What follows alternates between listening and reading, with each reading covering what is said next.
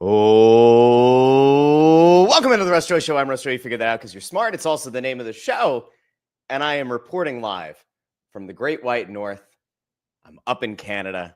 And I am pre-recording this episode. So those of you who are live in the comments section on YouTube, Facebook, and X when this episode drops on Friday, by all means, you can keep the conversation going. I might even hop into the comments with you as well. But I had to pre-record it. And why? Because this Canadian internet has become the bane of my existence. But you know who's not the bane of my existence? A special guest. Yes, that is right. Going to break the mode, going to break the model, going to break the methodology of the show. The Flyers have a potentially transformational draft coming up, and I figured who better to bring on than somebody who knows the league inside and out, a guy who scouts these players, and a guy who, quite frankly, has become probably the go-to guy over on the Press Row Show when we start to bring on a few months out from the draft. The most knowledgeable man in hockey. Sorry, Bill Meltzer wasn't available. Adam Kimelman is here. Adam, how are you? I'm good. Where's Anthony? Where's Anthony? Yeah. I don't know. Yeah. Bill Meltzer's not available. What a different show that would be. Bill and Ant would be okay. It's a very different feeling show, though. We're going to have a little bit of fun here today, though. Adam, I do want to thank you for joining me. Just to give people an idea, because you're usually embedded with the Flyers media. You're down there on Press Row. You come on Press Row Show a lot, but you have a wider-ranging responsibility with NHL.com. So can you, I'm not like looking for you to give like your bona fides here, but can you give people an idea of what you do beyond just around the Flyers to kind of give them a little bit of context in how much you actually are keeping up with these players, especially as the draft approaches? Well, for sure. One of the things I've done through my coming up here on 18 seasons now with NHL.com is I am one of our prime draft writers. So I've covered every NHL draft going back to 2008. The way I like to frame it is I've covered every draft since the Steven Stamkos draft. So, Wow. Anybody who's come into the league since that period, Stamkos, Tavares, Ekblad, I guess the photo that made the rounds the other day with Ekblad and Reinhart and Sam Bennett and Draisaitl on the steps of Philadelphia Art Museum. I have that same photo because I was there when they shot it. So, I've covered the draft all through the years doing that. So one of the things that I do is come June every year when the draft starts, we start looking ahead to the following year's draft class. So the group that is going to get picked here coming up in about a week in Los Angeles, the James Hagenses and the Michael Misas and Porter Martone, all those guys, we've been sort of soft following them since this time a year ago. So I kind of have as much a familiarity as I can from not being on the road like an NHL scout. I have as much a familiarity as I possibly can with these players, what some of their strengths and some of their weaknesses are, and what kind of players they kind of trend towards being. So, it's always, for me, I like to say I have one eye on the present and one eye on the future. That's sort of what you have to do when you cover the draft. But it's a blast. Seeing these kids at 18 and I was struck the other night. I was watching, the Florida Panthers celebrate with the Stanley Cup, and there's Seth Jones, who I've covered since he's 16 years old, playing for the U.S. national team under 17 program, trying to make the World Juniors team as a 16/17-year-old, which is, pretty difficult to do. It's a 20-year-old tournament. But now to see him all these years later, now he's a Stanley Cup champion. I'm happy for him just because, I've stayed in touch with him over the years. To see him win it, you don't root for teams in our line of work, you root for people. And Seth Jones is someone I've been able to root for just because of the person he is and kind of seeing him as he's grown and progressed in his hockey career. So, there's a lot of things that I do that go, I love covering the Flyers. I love being around the Flyers. But I also love having the ability to kind of have a broader focus on the National Hockey League as a whole, as well as the players who are about to come into the National Hockey League. It certainly doesn't hurt, especially when the Flyers are the way that the Flyers have been here for a few years. Like there's nothing quite like being able to get away and kind of look at something that has hope and promise. Although it does feel like things are starting to get better with the Flyers. It does feel like there's an upswing. It does feel like they've been building the right way, and now they're on the rise in a meaningful way. And this draft feels about as important as any draft has felt in, I don't know, do we go back a decade for this Flyers team? I mean, it really, so much of what Danny Briere and Keith Jones have done together to this point has really pointed them in this direction. And so the Flyers entered this draft as currently constituted with 3 first-round picks and 4 second-round picks. I find it very hard to believe they're going to make all 7 of those picks. Danny Briere and Brent Flair did kind of acknowledge that, of course, there's a possibility, but likely they're going to make a move, or they're going to make at least one. Maybe they'll move up, maybe they'll move down. Could they stay at 6? Could they move up from 22? Could they package together 22 and 31 and move up to a player who might be falling? So I want to go over a bunch of like different scenarios with you. But the one thing that I think is probably important to kind of get here for context is when it comes to prospects, like I'm not watching these guys for the most part. Like you do. I don't. So I also don't fake having watched film. I feel like this draft has had more volatility to it in the last 6 months to a year than any I can remember in recent memory. Like it typically feels like there's that tier 1 list of players.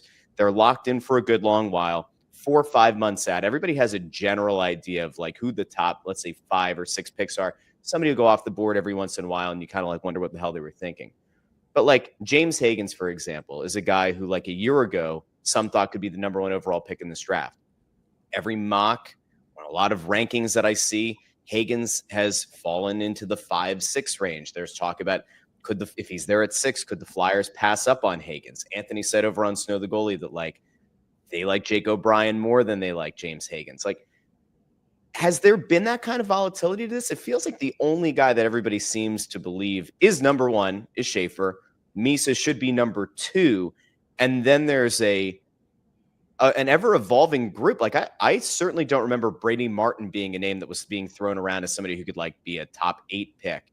Now I'm starting to see his name pop up more. Like, can you speak to that at all? Like, does it feel like this group has been kind of in flux a little bit more than normal? I think there's probably about, if you want to look at it from 3 through 7 or 3 through 8, there's probably about 10 or 12 guys that realistically I could envision going in those spots. Some of them would be a little bit of a surprise to those in the outside. Some of them, make sense. And I think you take a guy like James Higgins, Jake O'Brien, who you mentioned, Brady Martin, Anton Frondell, Caleb Denwye, Porter Martone, Radim Murtka, the big defenseman, I think also deserves being mentioned in that range. And I think you could see, I could see the Chicago Blackhawks sitting at 3 and saying, we've got our all-world center, the guy we believe is going to be the next big thing in Connor Bedard. We need to put some size on the wing next to him. And Porter Martone is far and away the best power forward in this year's draft.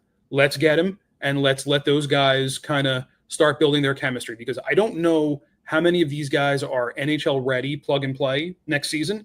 But I think when you look at the position and you look at the size on Porter Martone at 6'3" and over 200 pounds, he's got the NHL size. His skating has improved. And if you're putting him on the wing, you're not really needing him to do a lot of the 200-foot work that a center would have to do. So you could sort of, I don't know if hide him is the right word, but you can sort of protect him a little bit and use him in advantageous positions. And the thought of Bedard and Martone together, it's pretty tantalizing. Now, I can also see them trying to build depth through the middle with Bedard on line 1, maybe a player like Anton Frondell on line 2, or Caleb Denwye, who, both of those guys project to be more 200-foot players, more cut from the Alexander Barkov, Jonathan Taves sort of model, where they're not going to be flashy, take it, go end to end, beat all 5 guys on the other end like we've seen Connor McDavid do, more along the lines of more of a workman-like, but they'll still produce offensively as well as be able to eventually check the other team's best players. And then you stack your lines that way and you build some depth. So there's and that's going to be the option for a lot of teams. I think at number 4, Utah sort of is in the same boat. They've got some talent through the middle. Do they look to build on the wing? Do they look to build on the back end maybe a little bit? Or do they kind of try to stack centers? It's an interesting place to be. The Flyers, again, are sort of in the same bubble. If you look, Travis Konechny, Matvei Michkov, Tyson Forrester, Owen Tippett, you sort of seem to have your, line 1, line 2 wingers kind of established. But you don't have a lot in the middle right now. Nothing against Sean Couturier, Noah Cates, but they're not your building block number 1 center types. And I think, as you said, an O'Brien or a Higgins or someone along those lines could fill those roles in a little bit of a better way than what they have now. So, like, let me lay this one out for you, because this is something that it feels like people have been kind of up in arms about. And I know this might be surprising to you, but Flyers Twitter doesn't agree unanimously on things. And I happen to spend probably more time on Flyers Twitter than I should. If Martone were to fall, say he's there at 6, and the Flyers have a bunch of wings, they don't have a lot of center depth. Is Martone the best player at 6? Like, let's just imagine that Schaefer's off the board, Mises off the board.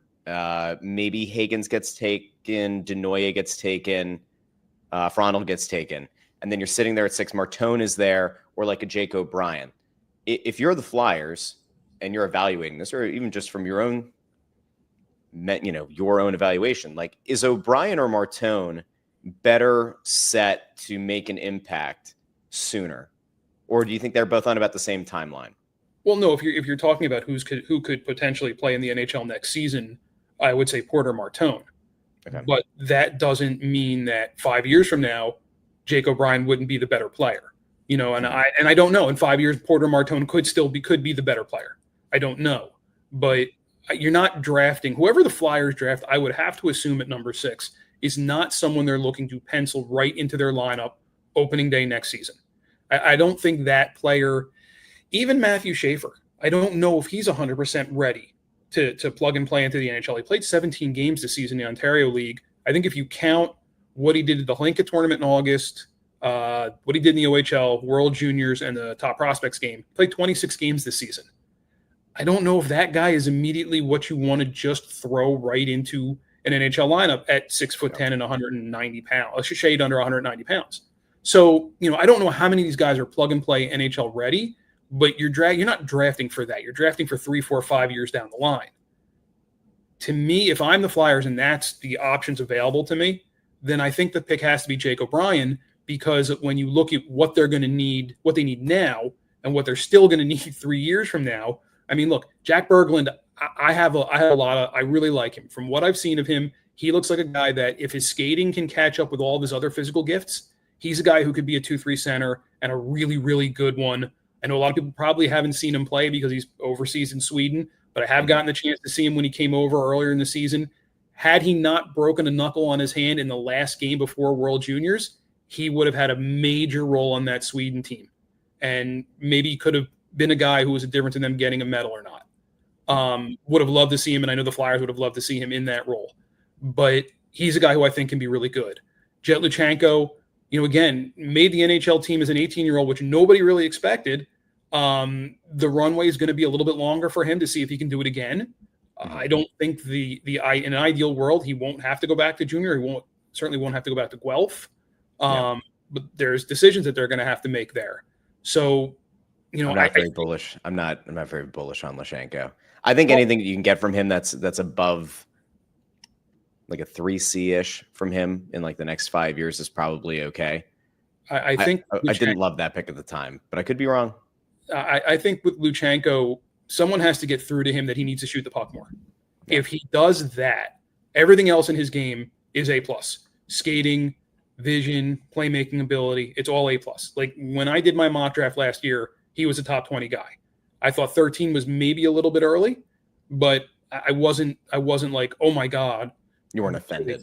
Right. Like I said, okay, this is, this is one of those, you really like the player. Let's just take the player because maybe he won't be there, later on. Let's just take the guy we like. So, and again, not a lot of guys from last year's draft class played in the NHL right away. And Luchenko did, and he'll have a chance to do it again next year. I think he just needs to shoot the puck more. I think that's sort of been proven. Every coach he's ever played for has talked about that. But I still think the need there is at center.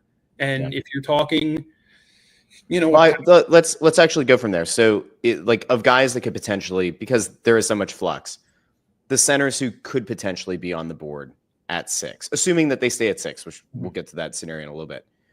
Higgins is the smallest of the centers that could likely be there at 6. So we've got Higgins, Denoye, O'Brien. I don't know. Brady Martin, again, is like a name that keeps popping up. I don't know if the Flyers would really make that jump at 6. But like, if you had to compare those guys, and their comps, their skill sets. For the people who haven't had a chance to watch those guys play, who stands out the most to you? Who's the guy that you think maybe even like in the Tocchet system or something like might make the best impact, maybe is the best fit for this team? Well, I think, we did our mock drafts coming out of the NHL scouting combine last week, and I had James Higgins going at number 6 to the Flyers because I think there's a lot of, and I want to make sure I say this the right way, from a physical development size. You mentioned Higgins' size. He reminds me just from a body type of Jack Hughes, where he's on the shorter, maybe a little bit physically underdeveloped side. And that's why I said, he needs another year of college. And I think maybe in hindsight, Jack Hughes probably could have used a year of college hockey to build up his body, because that's the great thing about college hockey. You only play on the weekends, and you have every other moment in the day when you're not in class or studying to be in the gym, getting bigger, getting stronger. It's only a benefit. And I think you've seen that with Higgins in his draft year as he's gotten bigger and stronger. And there's still another, level for him to go. But I think when he hits that full physical maturity, quote unquote, man strength, I think there's an 80-point guy there. I think there's a guy with top end skill set. Look, he was a point a game player as one of the youngest players in college hockey. And this is the difference between NCAA hockey and CHL hockey. Now, CHL hockey has all the hype behind it. But if you think about it, let's put James Higgins as a point per game player as an 18-year-old playing against 20, 21, and 22-year-old players. And let's switch him with Michael Misa, who's playing against 17, 18, and 19-year-old guys. And maybe Higgins is the guy with the 130-point season. Sure. I think you look at that. You look at Patrick Kane is sort of a really good, parallel for there, because Patrick Kane coming up through the national team development program where he's playing against older college competition in his draft, the year before he got drafted, he had an 80-point season in, a consummate amount of games. He goes to London in the Ontario League in his draft year, and he has, 130, 140 points. So when you're that good and you're playing a kid your own age, you can dominate a little bit differently. Doesn't mean one player is immediately going to be better than the other, but I think you have to take Higgins' numbers with a little bit of a grain of salt when you compare them to a Misa, because Misa's, just the level of competition is different. And then you take with Higgins, not only was he the number one center on one of the better teams in college hockey as a point-a-game player, he was the number one center on the World Junior team, again, as an 18-year-old, playing with two guys on NHL tracks and Gabe Perreault and Ryan Leonard, tied for the team lead in goals, and they won a gold medal.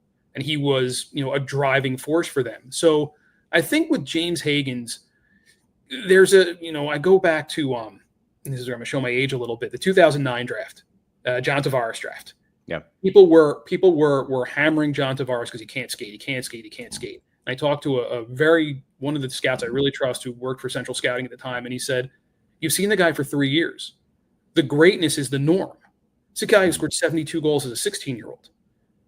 If he doesn't score 3 goals a game, you're marking him as a failure, right? You need to kind of stop looking for all the tiny little things he does wrong.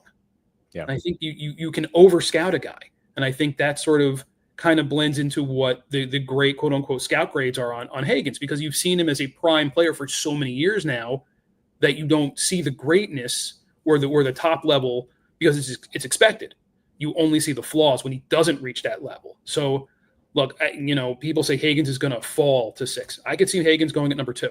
I could see San Jose saying, this is the guy we really like, because Higgins projects to be a top-end guy. And that's not a knock on anyone else in this year's draft. That's just, how closely, grouped some of these players are, that there isn't a lot of difference between a Misa, a Higgins, a Frondell, a Denwyer, Martone, O'Brien, Martin. That's why I say there's 7 or 8 guys who could go in that very narrow range, and I wouldn't be all that surprised. Well, I actually want to. All right, so let's dive into that one hypothetical real quick. In the whatever event, call it unlikely, call it potential, that San Jose shocks the world and they take Higgins at 2. Does Chicago run to the podium like from their war room? Like, did they immediately then take Misa? Because if not, does that then potentially open up the phone lines at 4? Like, so say Martone, Chicago loves the idea of getting this big winger, right? Higgins is off the board, Martone is off the board, Utah's on the clock.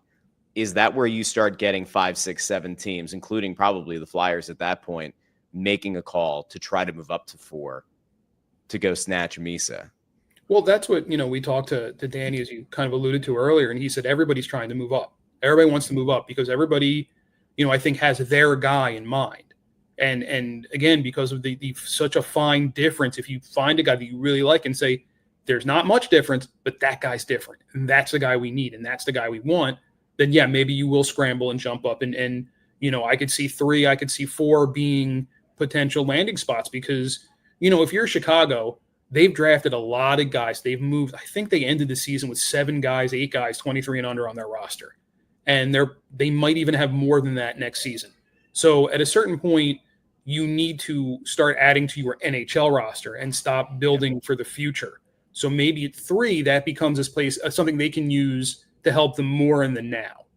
And we know, and you can look at cap wages or whoever your favorite salary cap guru site is and say, oh, okay, these teams got a little cap issue. They have an RFA or a UFA they want to sign. Maybe we can do some business. And that, I think, starts as high as number 3. I think Bill Armstrong has come out and said, they've taken calls on number 4. I would assume, I spoke to Barry Trotz at the scouting combine. I would assume he's gotten calls on number 5. I'm sure Danny's gotten calls on number 6. Yeah. So teams are looking to move up. It's just, how far are the teams in those spots willing to move back and still get a guy that they want, that they think can help them. So it's going to be, I think, between now and when the teams really set up shop for the draft, it'll be a little bit of a different experience here. I almost said when everybody gets to LA, because not everybody's going to LA. But when teams set up shop for the draft, I think you're going to see a lot of surprising / interesting moves. And the teams that are in those spots now, I don't know if all of them are going to be there when the dust settles. Interesting. There's a name that we haven't talked about. There's a guy that I have I've been trying to manifest this into the universe, and I don't think it's going to work because apparently his medicals were better than expected. But I have long been of the hope that Roger McQueen was going to fall into the early teens and that Danny would get frisky, and that's where you trade up 22, 31, maybe another future asset, maybe a player. Does anybody have interest in young Cam York to try to move up into like the 13, 14 range if McQueen is falling? Now, again, it sounds like his medicals were better than expected. He claims that he was misdiagnosed. There was the idea that instead of a herniated disc, it was just a fracture. He had to let it heal up. He's the biggest center in the draft, 6'5". I've heard people say that he doesn't play as big as his frame is, which I guess could be a concern. First of all, do you agree with that? From what you've seen of McQueen, does he strike you as a guy who plays up to his size, or is that something that he still needs to learn how to do? I think if Roger McQueen played 65 games this year, we might be talking about him as the number 1 pick, not Matthew Schaefer. I think you look at everything he has when he's healthy. 6'5", close to 200 pounds, skates well, vision, playmaking ability, and he is physical. He does, people are going to say what they want to say as far as does he play to his size? Will he forecheck? Yes. Will he be physical? Yes. Will he win battles on the boards? Yes. Will he set up camp in front of the opposing team's net and create havoc? Yes. Will he do it every shift? I mean, probably not, but I don't know if you necessarily want him to. Yeah. Like we covering the Flyers, we say it about Owen Tippett. He's got that big body get in front of the net, but then you also know he's got that cannon of a shot. So maybe you don't want him in front of the net all the time. So, you kind of got to find your spot and play to your talent level. But I think, as you mentioned, we had Roger McQueen on our NHL Draft Class podcast, and we asked him, take us through, chapter and verse on the back injury. And it was 2 years ago.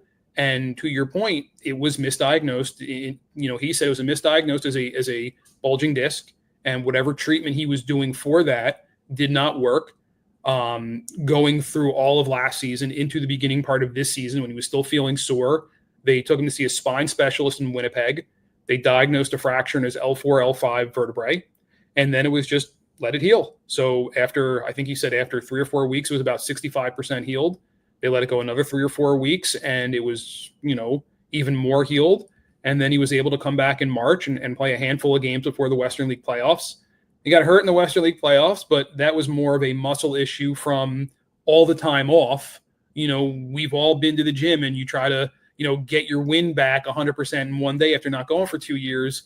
Things don't quite feel the same the next day. And I think that's what Roger McQueen, had to deal with. Now, look, he was cleared for all the fitness testing at the combine. He did everything. He completed every event and judge what you want from the results, where he placed among the 90 guys. Well, not all 90 guys tested, but, the guys who tested, he did fine. I think it was more that he completed everything and there were no limitations on him. I think that was really important. But every interview he went to, he told us, I have all the doctor's information. I have all the scans. I have all the MRIs. I have all the imaging. Any questions you need answered, I can answer them for you. Now, it's a back. As he said to us, it's like a bone. It's breaking your arm. If you break your arm, the bone heals, you're good to go. You're no more or no less liable of breaking your arm again. Backs are a different animal. And, general managers in the NHL are a conservative lot by nature. So, there's still some hand-wringing and questioning. I think if you're a team, though, with multiple picks in the first round and you see the talent level that's there if he's healthy, I think that's an opportunity to take a swing. When we did our mock drafts, I had McQueen at number 5 to Nashville. So I've also seen him as low as, the early teens. I think both are very possible. I think teams could be very skittish depending on what kind of, medical information they got and what kind of other feelings they might have and what other kind of players they might have rated on the same level as Roger. But to me, it's worth the swing. It's worth the swing because if it works, it could be a guy, he compares his game to Ryan Getzlaf. I look at him now, I see Quinton Byfield when Quinton Byfield was 18, and Quinton Byfield now 4 years into his NHL career, now that he's grown into his body, grown into his strength, he's a 30-goal-a-year guy. Jeff Carter is another one from a physical standpoint, just so long and so strong and such a good skater and all the playmaking ability. When it took Jeff Carter some time to fill out. When he did, he became a 30-goal, 40-goal guy. I would put Roger McQueen sort of on that track. I don't know if he'll get there, but I think at 18, he projects along those lines. I'm very much of the thought here and the belief, and I think that there's precedent here that kind of supports the belief. But GMs who ultimately build cup-winning teams, and you can even expand this outside of hockey if you want, championship-winning teams, they usually have that one iconic move. It has to happen. Sometimes it's a big free agent. Sometimes it's finding a needle in a haystack. It's finding the diamond in the rough in a later round. But sometimes it is kind of putting your balls on the table, pushing all your chips in, and getting a guy who should not have fallen to where he did. And to me, again, based off of very limited film I've seen on Roger McQueen, to me, size does matter. And especially for this Flyers team that does not have a ton of size, desperately lacks size up the middle. That to me is a guy that I don't want to say you give up the world if he's available and you can make that move up to, again, the early teens if he's still on the board. But what exactly are you going to get at 22? What exactly are you going to get at 31? How likely are those picks to hit? Maybe 22 will.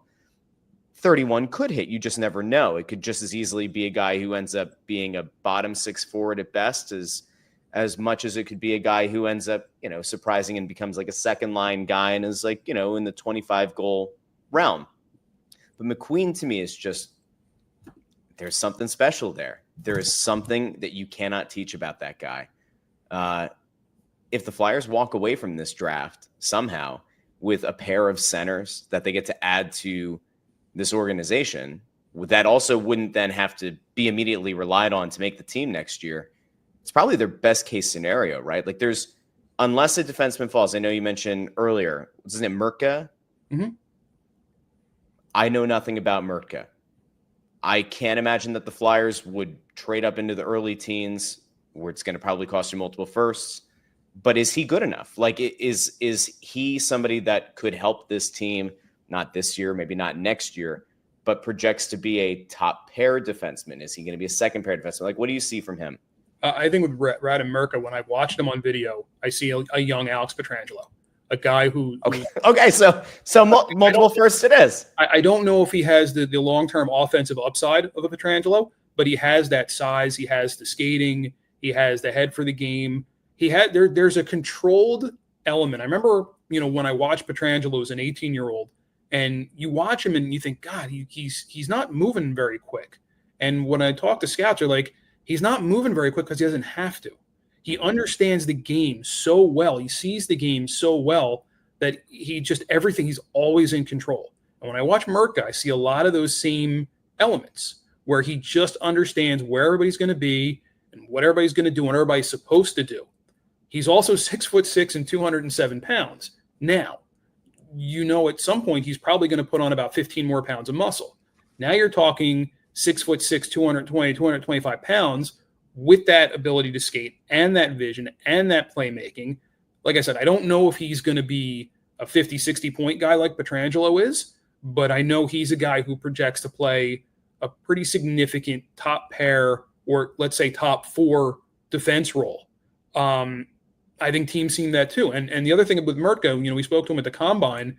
He's only been playing seriously since he's 14.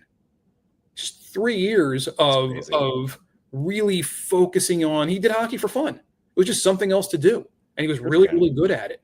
And he's already played pro in Czechia at home. Came over to the Western League this year midway through, and stepped right into a lineup of a pretty good Seattle team. And they played him a lot, and he responded, and he did not look out of place.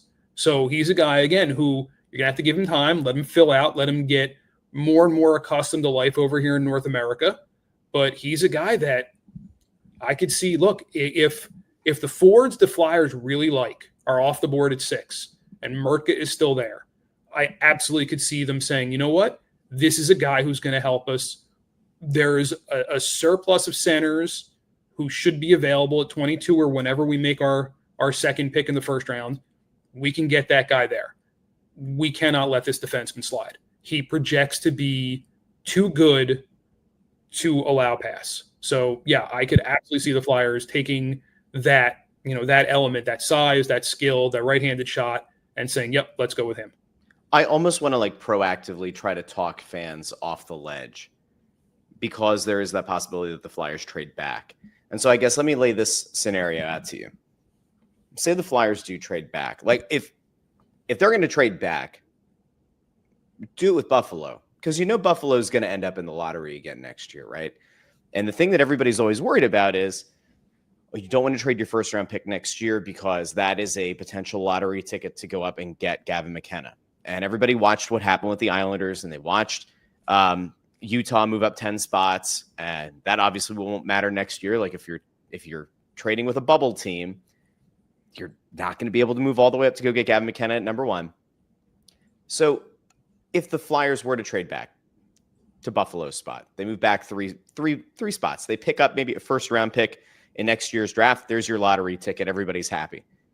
If they take Mertka there and they either remain at 22 or maybe they do trade up into let's say the mid-teens, is there a center there that you feel like, all right, this is a guy who maybe isn't getting talked about as much, but should probably get a look in that middle teens to that 22 range that people just aren't talking a lot about, that you think ultimately could have a lot of upside and maybe ends up being better than one of the guys taken in the top 6 or 7 picks? There's a guy I've really liked. Just, again, this is limited watching on film, and I'm not going to sit here and say I'm some kind of quote-unquote expert, but Jack Nesbitt from Windsor in the Ontario League is a player who has really jumped out to me when I've watched him, and he brings the size element at 6'4" and 185 pounds, and he played, a top 2-line role on a stacked Windsor team that was led by Liam Greentree, who's a Los Angeles Kings prospect, and Ilya Protas, who is a Washington Capitals prospect, the younger brother of Alexei Protas, who plays for the Caps now.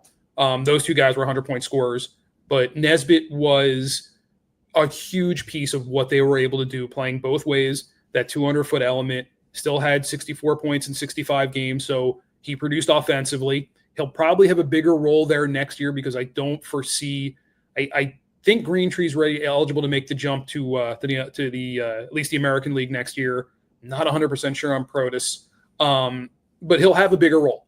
He'll get more ice time. He'll play in more prominent spots. So you can see whatever you get now, there's going to be more of it moving forward, at least the opportunity for more moving forward. So if you're sitting in that, say 15 to 25 range, that's a guy I absolutely would be targeting because of the size, of the intelligence, of the skill. He's a guy that, and to your point, there's a world where 5, 6, 7 years from now, you look and say Jack Nesbitt is better than Jake O'Brien or better than Brady Martin or better than Frondell or Denway. I don't know. Maybe he's not, maybe, but it's not the separation. It's not the Grand Canyon. It's, short strokes we're talking about here where one guy today projects to be better, and then we'll let the next 5 years kind of decide if that projection is correct or not. All right, now I'm going to put you in an uncomfortable position. Would you like to be in an uncomfortable position? Well, so given how much you enjoy covering these guys, scouting these guys, I have to imagine that you're keeping an eye on other mocks. You're keeping an eye on what other people are saying. Is there a guy in this draft, and we'll maybe say like top 15, but you can expand it if you want. Is there a guy that when you've watched on film, maybe you've met, maybe you've evaluated, is there a guy that you look at and where it seems like the consensus is that this guy's going to go where you go, I don't see it. I think it's too high. Or somebody that you're surprised with how much they've risen on boards? Not really. I mean, there are guys that I'll put it this way. There's a guy that I've watched this season and gotten to meet a few times that I have enjoyed watching and talking to as much as any other prospect I've gotten to meet in the however many years I've been doing this. Keshawn Aitchison, the defenseman from Barrie.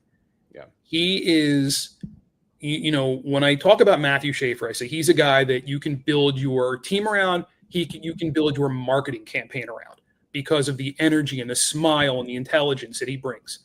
You can say the same exact thing about Keshawn Aitchison. The energy that kid brings, everything that you love/hate about Brad Marchand or Sam Bennett, Keshawn Aitchison brings. Okay. He was a guy that when you watch him, if he plays for your team, you will buy his jersey, your kids will love him, and he will be your favorite player. And if you have to watch him come into your building, you will go out of your way to scream mean words to him. That's how much you will hate him. But if he's on your team, you will love him. He scored 26 goals this year as a defenseman. And when I talk to scouts about him, he's not the Mike Green, stand at the blue line and just blast bullets on net. He would kind of move around. He would get into the OV spot in the circle and he would score from there, or he would do other things. So it's not your traditional defenseman scoring. And he hits like a Mack truck and he is fearless. I had scouts compare him to Charlie McAvoy. His coach compared him to Jacob Trouba. You've seen those kind of players. You see how they play. Yeah. Now you put that into an 18-year-old prospect who has a smile that could, light up the skyline. And he's funny and he's got a great attitude. And it's funny, at the Combine, he was roommates with Porter Martone. And those two guys had, and you can go find it on your favorite, video website. You can see what happened to them throughout the season. And Aitchison told us this, and we're like, well, how did that go when you walked in the room? And he said he got in there, Martone was on the bed watching TV, and Aitchison standing in the door, and they just started laughing. Because and then Aitchison told a story how they had a few skirmishes and dust-ups throughout the season, and there was one where I had, he said, well, we had 6 meetings, and they were not all smooth and fun, and I found one of them, and there were punches thrown, and it was quite the dust-up, yes. But kind of getting back to the point here, Aitchison is a guy that I think he's going to go in the top 15 because he walked that line from being that physical, intimidating, nasty presence without taking a lot of penalty minutes. I think he played 64 games the last 2 seasons. 2 seasons ago, last season, he had 120 some odd penalty minutes. This season, he only had 80. Same amount of games. So what that tells me is that, and his game didn't change. He understands where that line is because he played a lot. His coach had him out there every situation, played against other teams' top lines, and they trusted him in that role, that knowing that he could play that game and be smart about it and hit hard and hit often, but hit clean and not get himself into trouble in the penalty box. So That's a guy I'm really curious to see where he goes. I mean, obviously Schaefer's the number one defenseman this year that's available. But then in that second group, you've got Merca, who we talked about, Jackson Smith, who's actually, played for Tri-City in the Western League, who's going to play for Penn State in the fall. And then I think you've got Aitchison right in that mix for who the second defenseman off the board is going to be. I dig it. He's a Flyer guy, he'd be a perfect fit. It's just a matter of he probably doesn't get to 22. He's probably gone considerably before then. If you're looking for a stereotypical, and we're a little bit, since we're in market, we kind of can say it's a tongue in cheek, it's a stereotype that a Flyer type of guy. But he, for those outside the market, yes, he would be that mix of overarching toughness with a lot of skill that, is going to be entertaining in that way. But no, I have very little belief that he would be there at 22. To me, I think I have him going at 15 in my mock draft to Vancouver. But that's a guy that I'm really curious because wherever he lands, the other teams in that division are going to immediately hate him. And the team that he does land with, they are going to love him. I like the guy already. Me too. I'm going to put you on the spot. Last thing. Mm-hmm. Flyers have 3 first-round picks, 4 second-round picks. How many of those picks did they actually make? I'm going to say 5. I'm Wow. going to say 4 or 5. I think it'll be 4 or 5. And I'm not going to say which round they're going to be in. Okay.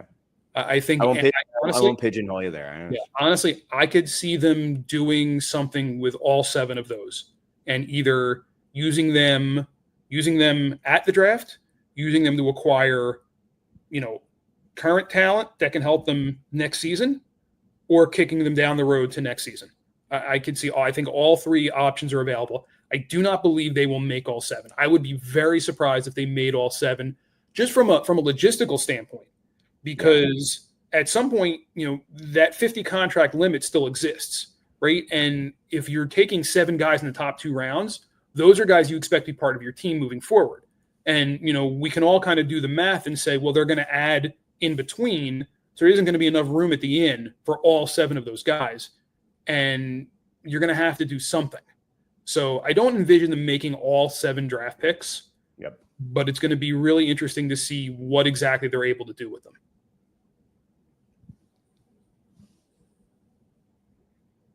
I was going to say it would almost be organizational malpractice to make 7 picks, but I don't know if it would. The real thing here, I think, is if you are a Flyers fan and you're committed to this idea of them doing whatever they're supposed to do to make this team a viable contender. It's unfortunate in the sense that they've not mistimed this draft, that they've mistimed what could have been an elite draft. This just doesn't seem like it is an elite draft. The idea of punting a pick or 2 into next year and having those potential lottery, scratch offs or whatever to try to go up and get McKenna, to me is like significantly more interesting, because ultimately, like, I don't know where you're at, and obviously haven't gotten to free agency yet or any of that, but I think that Briere is going to do enough with this roster and is going to try to overhaul it enough that they're going to either be just outside of the playoffs or they're going to be just inside the playoffs. And either way, you're not going to be able to get Gavin McKenna with that pick. I don't know. Do you view this offseason as one that Briere is going to start to move and shake a bit, and maybe they will be I'm not going to say a playoff shoe-in, but the East wasn't exactly great all year. Do you think that there's a likelihood that they try to actually make that push in earnest, obviously with a big eye on 2026 when they have all this cap that's going to free up? I think they have to. I think Mitch Colvinson had kind of changed the calculus a little bit there, where, you didn't think you were going to get him until 26. So now he's here and he has, a Calder-worthy rookie season, and you assume he's only going to build on that and get better. Not a finalist, though. Not a finalist. Well, I don't have a vote, so I can't say here, you're there, or whatever. Yeah. But again, that's just one trophy. It's just 1 year, so it doesn't really mean anything in the grand scheme. But the fact that he's here and he's productive, and you've seen what he's capable of with again, no offense to Sean Couturier or Morgan Frost or the other guys that he played with guys who are not elite level centers. Yep. You wonder what more he can do when he gets guys who are more simpatico with his game and how he likes to play. Now, that kind of behooves them to get a center, whether they get that center through the draft, through free agency, through trade, however they do it. I think that's really, going to be plan number one for them if they can do it. And if they can upgrade it for this season, that's great. If it's for 2 seasons down the line, that's okay too, because Matvei Michkov will still only be 22 years old and still in the prime of his career. Not only that, you still have Tyson Forrester very young. Owen Tippett is signed through a long time and he's still young. Travis Konechny is still on the younger side and he's signed long term. So you are still set at the forward position. And Noah Cates also, I hate to overlook Noah Cates, but for long stretches of the season, that he was their number one center, and that line was their best line with Forrester and Cates and Bobby Brink. So, does that mean Noah Cates could be a number one center? I don't know, but I think he'd be a pretty solid number 2. So I don't think they're as bereft at the position as a lot of other people. I think there is some work to be done.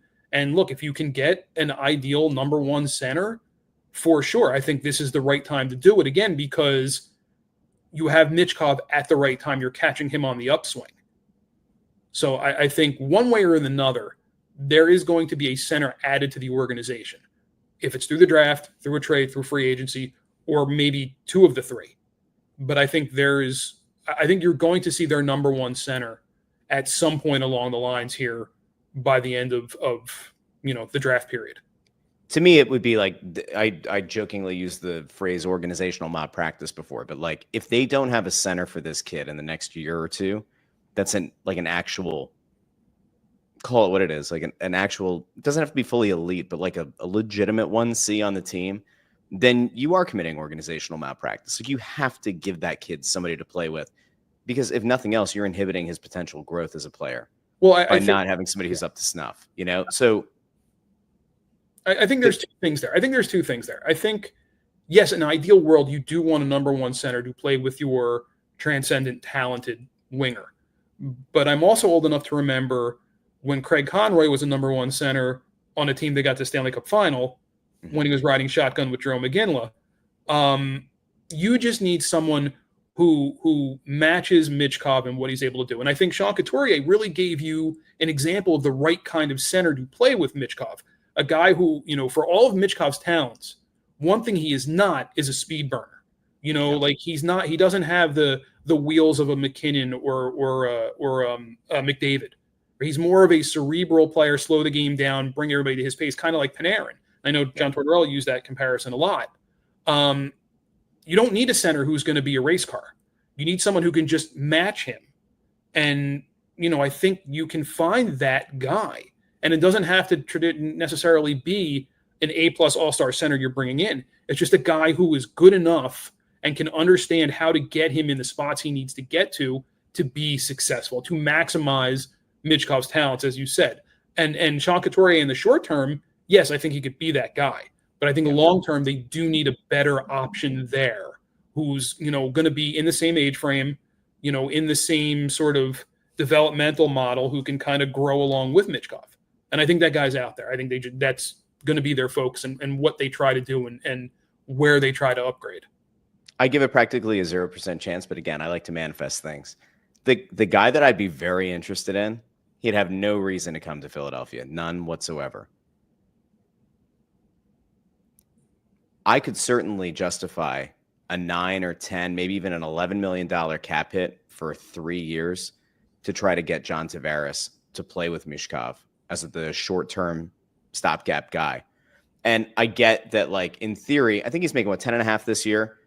Do you want to get to a place where you're setting a very uncomfortable number? Like, maybe not, but with the cap going up, that's a guy who can still pot 30 plus goals, can still help grow a young winger. Like, I don't know if there are other guys on the market or that are going to hit the market or going to hit the trade block that kind of fit that same timeline, that same kind of skill set. But to me, that's where maybe you get a little bit interesting this offseason. But he's not gonna come. I have a hard time, I think his first and second choices are going to be Toronto. I don't know if the money's going to work because they have other obligations, be it Marner, be it Nice, be it finding a defenseman or whatever else they want to do. Mm-hmm. But yeah, Tavares, like, and I know he had 38 goals this year. I don't know how sustainable that is at his age, but he does play a lot like Sean Couturier does, where he's going to slow the game down, control the pace of play, and be a guy who can make the teams adjust to him rather than him adjust to the opposing teams. Yeah. So he has actual gravity to him, right? In the offensive zone, yeah, right. And the other thing is he understands he's at a point in his career where he's smart enough to know that he can defer. He doesn't have to be the big time goal scorer. That he can move the puck and maybe he'll get it back, maybe he won't because Michkov's just gonna put it on net. But Michkov's good enough to score, and he'll do what he has to do to get him in position to be as productive as he can. I think he's capable of doing that. And look, on a short-term contract, for sure, he would be a guy that, you could bring in and he's got leadership qualities. He's a steady hand in the room. And I know how much of an emphasis they put on, having the room be what the room has become and a real solid, steady citizen, all those things. He checks all those boxes. I don't know if he has any interest in playing anywhere other than Toronto, and we'll see where that leads. Now, before we leave here, now again, this airs on Friday, so people have seen this a lot by Friday, I'm sure, but just want to get your reaction. I don't know if you've seen this or not, but Sasha Barkov surprised his neighbor with the Stanley Cup, and it was caught on their Ring camera, and so I'm wondering. In the middle of the night or whenever the hell this happened, it looks like it was late. Can you imagine, your neighbor is Barkov, and then he pulls up at your house. Coming out or what? Yeah, and he's coming. He's got the Stanley Cup in hand. That's awesome. I mean, isn't that nuts? Right? Like, that's pretty DoorDash cool. Guy showing up. Yeah. I don't think he can DoorDash the cup. That's pretty awesome. I saw a story similar to that. I guess the day before Game 6, Brad Marchand went out of his house and he left his garage open, and his neighbor sent him a note, said, "Hey, I closed your garage. I saw you left it open." And Marchand said, "Thanks. Here's 2 tickets to Game 6." Yep. And I'm guessing they were not in the nosebleed section. I'm sure they were in the players section. So very nice. That neighbor, so be a good neighbor. Good things happen to you. The Stanley Cup comes to you. That's awesome. But you know what? That's just and a lot of that came out last night with Barkov, where they decided before the game that if they won, it's not going to be Barkov and Tkachuk and Reinhart and their A+ guys carrying the cup around. It's going to be Nate Schmidt. It's going to be Seth Jones, Thomas Nosek, Vitek Vanacek, the new guys, the guys who haven't won it before. Yeah. They're going to get to do it first. And Barkov was like, "Look, we got it last year. We know what this means. We know the sense of accomplishment this is. We want those guys to be able to share that and to have that moment and to be able to create that core memory for themselves, for their families. We did it right. We'll get to do it again. It's fine. But you guys get it first. You guys get your moment in the spotlight when everybody's still revved up." I thought that was awesome. That tells you that's why you're a 2-time Stanley Cup champion back to back. And that's why, and I just mentioned this before with how important the room is, how important that leadership group is. That's how you win championships. Yes, the goals and the assists and the skating and all that stuff is great. But when you have that level of camaraderie in the room, that's what makes a championship team. It also doesn't hurt when Boston gift wraps you a hell of a guy to add to that room and performs at the ultimate level. But it was cool. And now you have to imagine they're going to be poised to make another run and make a run at a three-peat next year. Well, the Bennett of the All is going to be interesting, and Ekblad and what happens there. But yeah, they have some questions they ask, and the cap's going up, but it's not going up ridiculous amount. It's not doubling in size. So yep. Sam Bennett is due money. He's a free agent. He's a UFA July 1. Aaron Ekblad can be a UFA come July 1. 2 huge key guys for them.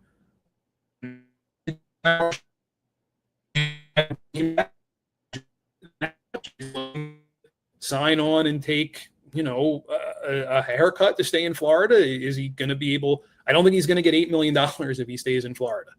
He might have to go somewhere else, and there's other guys and other things they're going to have to do to, if they want to keep the band together as best they can. And look, they did it last year. They lost. They win the championship. They lose Stolarz. They lose Montour. There's 3 or 4 other guys who did Ekman Larson who didn't come back. So they bring in a Nate Schmidt. They're able to go out and get a Seth Jones. They're able to bring in Marchand. Vanacek comes in as the backup goalie after they traded Spencer Knight away. They're able to do things. What are they going to be able to do now moving forward? It's going to be very interesting.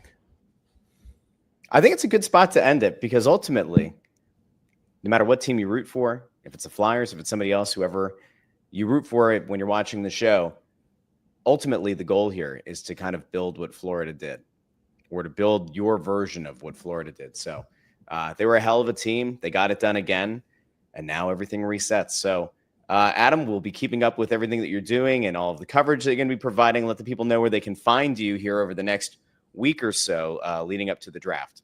Well, all of our stories are on NHL.com or our dedicated draft microsite, NHL.com/draft. Easy enough to find. We also have podcasts coming out, the NHL Draft Class podcast. We had a mix of the top scouts from Central Scouting. You can also go back. I mentioned we had Roger McQueen on the show. We've had Porter Martone on. We had Michael Misa. We had James Hagans. We had Matthew Schaefer on.